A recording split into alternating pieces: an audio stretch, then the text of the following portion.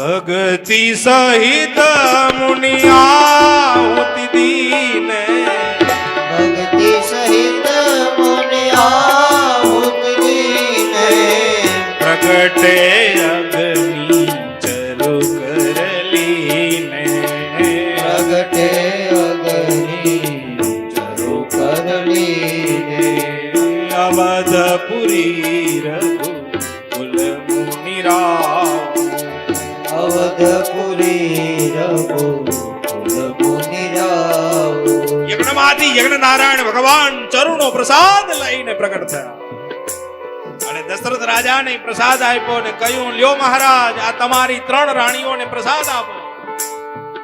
અને 3 રાણીઓને પ્રસાદ બાટ્યો. કૌશલ્યા, કૈકેયી અને સુમિત્રા 3 રાણીઓએ પ્રસાદ લીધો અને પ્રસાદ લેતાની સાથે શુભ સમય દેખાવ. બધો જ સમય અનુકૂળ થવા લાગ્યો. વિચાર કરજો, આ પ્રસાદનો પ્રતાપ છે. પ્રસાદ પણ કેટલું કામ કરે છે. માણસ એમ કહે કે પ્રસાદથી શું થાય, પણ પ્રસાદ પણ આટલું કામ કરે છે. પ્રસાદે સર્વ દુઃખાનામ હાનિ રસોપજાયતે. પ્રસાદ આપણા દુઃખોને કાપે છે, આપણી મનની મલિનતાનો નાશ કરે છે. પ્રસાદ આપણા અંતરમાં રહેલા વ્યાકુળતાનો નાશ કરે છે. આ પ્રસાદ બહુ મોટું કામ કરે છે. પ્રસાદ અર્પણ કોને આપ્યો? 3 રાણીઓને, કૌશલ્યા, કૈકેયી અને સુમિત્રા. શુભ સમય, શુભ યોગ, શુભ વાતાવરણ, પ્રફુલ્લિત વાતાવરણ, બધું જ વાતાવરણ જ્યારે શુદ્ધ બન્યું, એવો શુભ સમય આવ્યો. નવમી તિથિ મધુ માસ પુનીતા. નવમી તિથિ મધુ માસ પુનીતા. શુક્લ પક્ષય અભિજીત હરિપ્રીતા. શુક્લ પક્ષ અભિજીત હરિપ્રીતા. મધ્ય દિવસયતિ શીતન ધામા. મધ્ય દિવસતી શીતલ ધામા. પાવન કાલ લોક વિશ્રામા. પાવન કાજે લોક વિશ્રામા. નવમી તિથિ મધુ માસ પુનીતા. નવમી તિથિ મધુ માસ પુનીતા. શુક્લ પક્ષય અભિજીત હરિપ્રીતા. કઈ તિથિ? પક્ષ અભિજીત હરિપ્રીતા. નવમી તિથિ મધુમાસ એટલે કે ચૈત્રમાં મધુમાસ. જેમ 12 મહિના છે ને, કાર્તક, માગશર, પોષ, મા, ફાગણ, ચૈત્ર, ઈ ગુજરાતી નામ છે, પણ વૈદિક નામ પાછા અલગ છે. એના 12 નામ પાછા અલગ છે. એમાં ચૈત્ર માસને મધુમાસ કહેવામાં આવે. એના નામ અલગ છે. માગશર ને મૃગશીર્ષ કહેવામાં આવે. મહાને માઘ માસ કહેવામાં આવે. શ્રાવણ ને રાધા માસ કહેવામાં આવે. બધા નામ અલગ છે, વૈદિક નામ અલગ છે.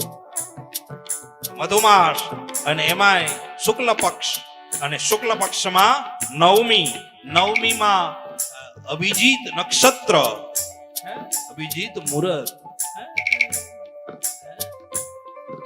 બરાબર બપોરના 12 કલાકે.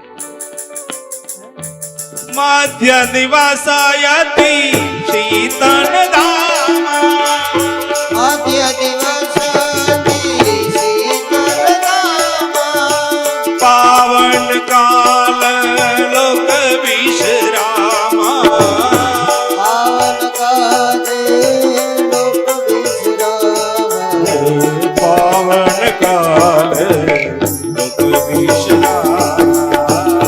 પાવન કાજે લોક વિશ્રામા.